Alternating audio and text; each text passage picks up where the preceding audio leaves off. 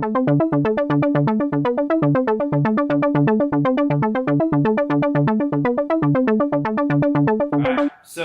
we decided to get our act together and actually talk about specific topics. We were told that you guys like it when we have a plan. So we have sort of a plan today. We're going to talk about intermittent fasting. Well, really over the next few weeks, we're going to talk about different eating strategies, right? You could call them dietary strategies, but really different ways that, or things that you can experiment with in order to get closer to your goals, which may be weight loss, which may be health, or other things. So the one that we are going to be talking about today is called intermittent fasting. Okay, so some may call it IF, some call it intermittent. I don't have my computer. Some call it intermittent fasting. There's a bunch of different strategies to this. And so I think I'm going to run a solo here for a little bit. So I'm going to move right in the middle and take up this whole screen. All right, so intermittent fasting. You've probably heard the term a lot. It's used as like a catch-all term for you have a period of being in a fed state and you have a period of being in a fasted state. Okay? How long that period lasts for is really kind of up to the strategy that you're doing. So some of the most popular ones, the one that I made this the most popular is what we call the 16-8 method. That means that I am fasted for 16 hours and I'm in a fed state for 8. Other people may call this just skipping breakfast, right? But basically if I eat all my meals from noon until 8, that's my 8-hour window. I eat my meals in there. Maybe it's 2, maybe it's 3, whatever. But that would be my feed window or my eating window, right? Another common one out there is what's called eat, stop, eat. This is our 24-hour method. So this one, you actually do a 24-hour fast where you go from dinner until dinner, okay? And so you'd have a couple days of normal eating, and then you'd go dinner to dinner fast. This works pretty well if someone's a little bit more acclimated to fasting, or you're trying to do the one meal a day type of thing. This can work as well. But this method is called eat, stop, eat. And then there's other methods out there you might hear, like the fast mimicking diet, I believe that's what it's called, where you're eating very low calories, think like 500 to 600 calories for like 4 days out of the week or 4 days in a row. That's called the fast mimicking diet. But most of the strategies that we utilize with clients or that I recommend, the 16-8 one is good. Even shortening that up to be like 18-6 can be good too. So if you go like a 2 o'clock to an 8 o'clock or something like that. And then, or the eat, stop, eat, the 24-hour one is one I probably use most frequently with clients. But at the end of the day, it all does the same thing, right? Like we're eating less calories overall. So there's nothing like magical about it. There are a few magical things that we'll talk about that relate specifically to fasting. But from a weight loss, fat loss standpoint, there is nothing magical about it. And so when I left, Tessa commented that Coach Ashley was still there. Sorry. I'm so sorry. So it's the caloric deficit. When we're thinking about weight loss, fat loss, caloric deficit, doesn't matter if we're just doing it by eating less or we're doing it by fasting. But I have found fasting with the right individual to be a strategy that typically can work in the long term and also is more effective because we don't always have to change a whole lot about their diet. We're just kind of like compressing it. So that's what we're going to go about today. So probably the first thing that we should talk about before we get even deeper into this is maybe who is fasting right for and who is it not right for, or who should maybe experiment with it or who shouldn't experiment with it. Or if I am experimenting with it, when should I stop that experiment because maybe this isn't doing what it should be doing. Okay. What do you think? Who is it not good for? So typically fasting isn't as good for women as it is for men, or men typically handle fasting better than women do. And it is hormonal based for the most part. For most women, it's hormone based. If I have someone that's very interested in doing intermittent fasting, I usually have them break their fast earlier and they stop eating earlier. I find that it's still successful. It's just because women's hormones are different every single day. That is some of the effect. So it's not a same every single day. Every day is a new day for hormone levels in women. So I think that is a big effect with it, and just how your hormones work throughout the day and like how they release and all that kind of stuff. It is better. I've seen it better earlier in the day eating and stop. Maybe you eat breakfast and lunch and you don't eat a supper. So there is one person in the fasting world, Dr. Rhonda Patrick, who has a strategy called time-restricted eating. And that actually is a morning thing. It basically starts when you have the first morsel of anything for the day, and then it's an 8-hour window or a 10-hour window. And so it's the beginning of the day, which can be interesting for some people. The challenge I run into with many clients is the social aspect of the evening meal, right? Like I'm typically sitting down with the family or something like that. And so these are things that we need to be thinking about when we're thinking about the strategy, right? Because these social influences matter. Which that also means that intermittent fasting might not be the right option too. Right. Like also knowing like not every strategy is going to work for every person. All the strategies work, but it doesn't necessarily have to work for you. It's finding one that's going to fit you and your lifestyle and what your overall goals are. So like that is super, super important as well.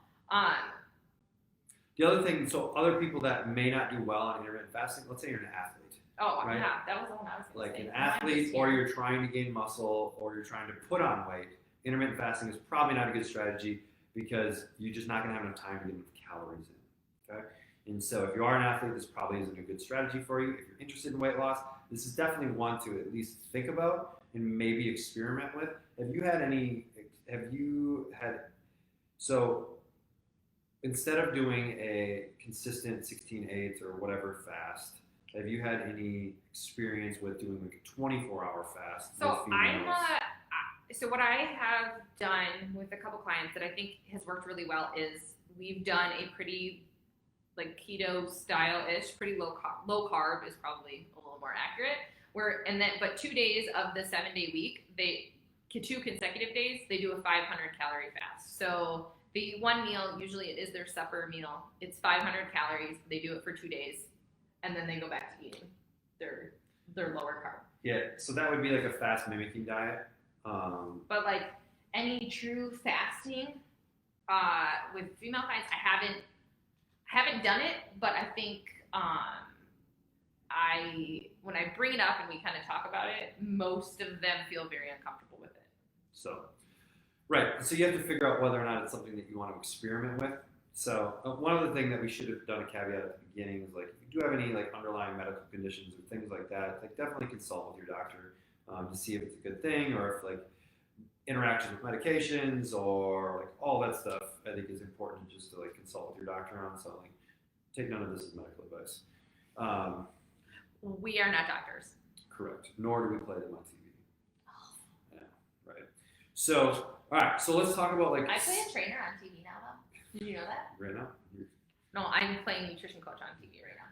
So let's talk about like what are some of the benefits to fasting outside of the potential weight loss because of calorie restriction.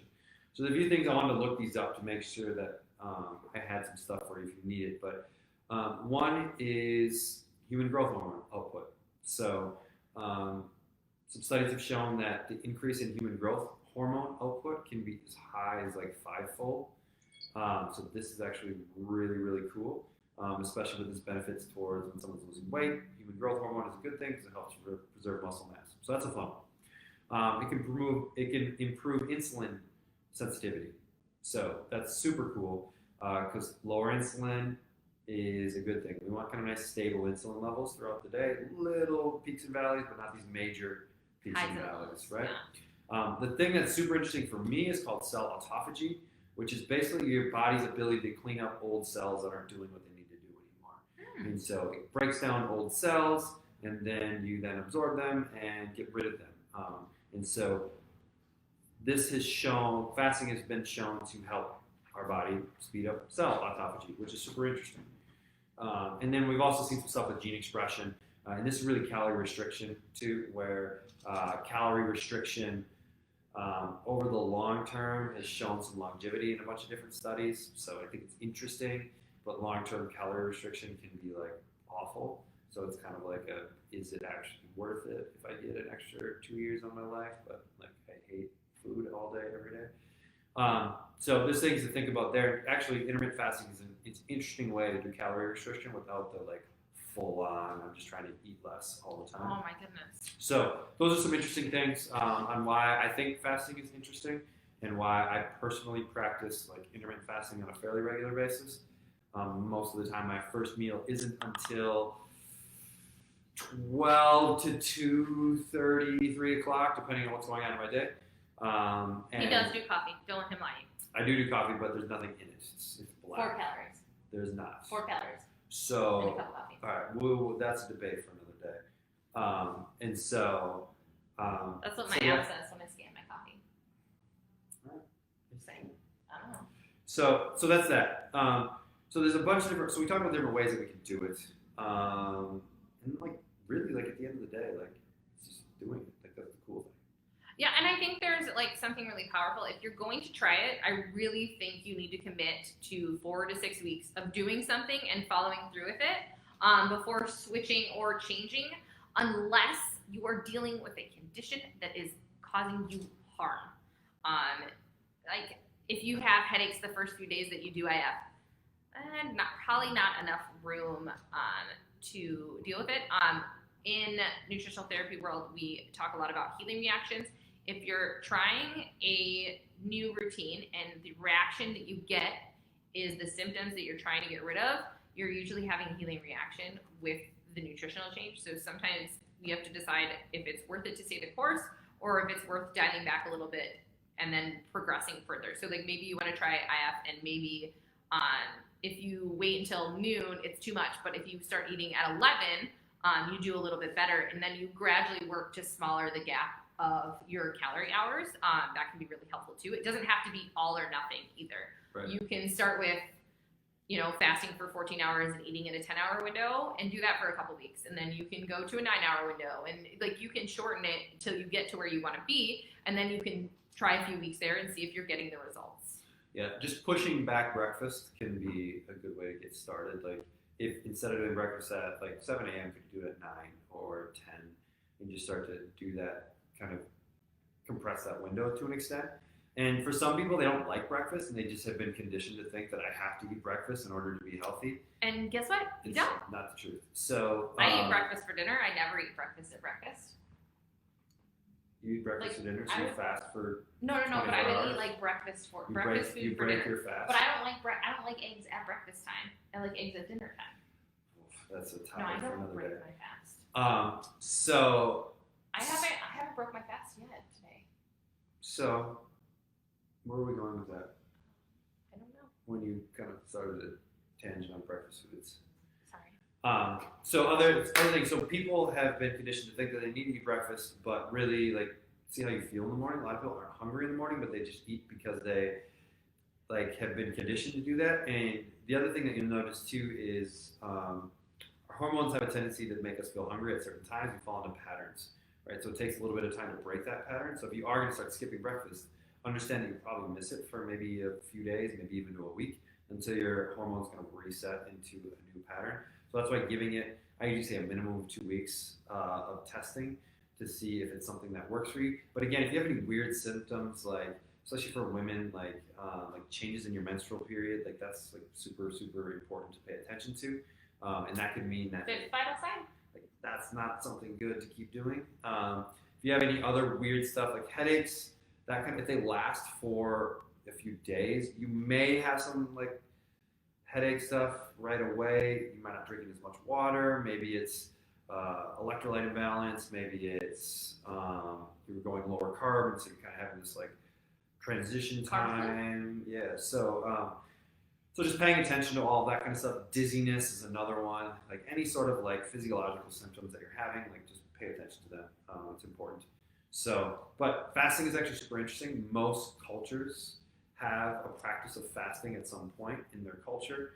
And so we now live in I would call it more of like a modern culture, which doesn't necessarily exist anymore. But if you look at most ancient cultures, they have a practice of fasting, and not necessarily for like body composition or health reasons, but it's usually just like spiritual, mental type things. And so, I mean, it's interesting. It's been practiced for a really, really long time. Okay, so for your fasting, Trevor, how many hours do you fast for? Um, 16 to 18 to 24, depending on like what's Okay. going on. And your thoughts on if you're going to fast 2 days a week and eat breakfast the other days of the week? So if someone was going to practice intermittent fasting, like true intermittent fasting, like I would probably not have them do that because that's especially right away because you'll probably end up being more hungry on your fasting days because you're so used to eating breakfast. But I've gotten to the point now where like I'll have breakfast on the weekends sometimes if I'm just like hanging out in the kitchen with the kids and we'll have breakfast. So it's not a big deal, and then I can just get back into it. But I've had enough practice, right? I've practiced for a few years, and so for someone just starting out, I would like commit like one way or the other. Switching all the time doesn't, in my experience with clients, isn't always the best because you get hungry. You're hungrier because your hormones are like trying to figure out what's going on. Yep, I agree. And so I would commit to like a period of time, and then after that, reevaluate. And then once, if you decide that it's something that works well, and for me, it's like a lifestyle thing. Like it's just way easier for me to not think about eating breakfast at 4 in the morning. It messes up your whole day when you eat breakfast at 4 in the morning. Like, when do you eat lunch? When do you eat dinner? Because really, like, So for me, I would just I'd rather if compress you woke it. up at 4 a.m., you had breakfast at 5, 9, you would eat your last meal at 2 o'clock, give or take, if you ate a normal-ish eating schedule, 2 or 3 o'clock. Which would be interesting. It would be interesting. So yeah, I mean that's that. So I mean, if you just some of the articles that I've been referencing, maybe I'll throw it in there during this. But yeah, I mean it's a super cool, super interesting strategy, and definitely one of my top ones for people. Once we are figuring out the what should I be eating first, kind of like we need to get you eating better food, so you're getting more micronutrients, you're getting sufficient protein, and all those kind of things. And then we can get into some of these fancier things. But yeah, intermittent fasting, super interesting.